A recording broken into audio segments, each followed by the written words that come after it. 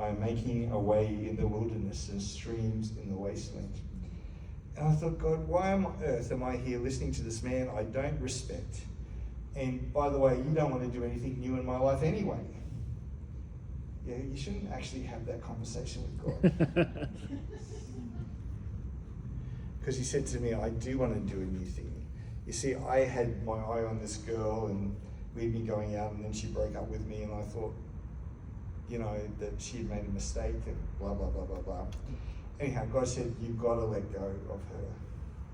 I thought, this wasn't even, it was, anyhow. So I thought, okay, God, you're saying this, so I did.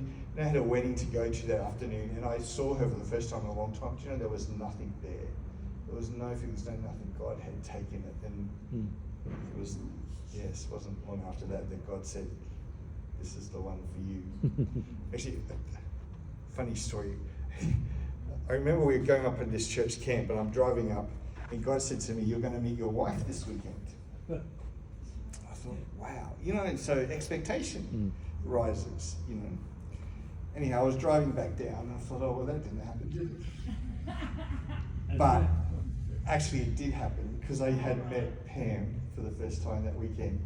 But she doesn't like me saying this, but there's a bit of an age gap between the two of us. So I had discounted her straight away for marriage, not for, you know.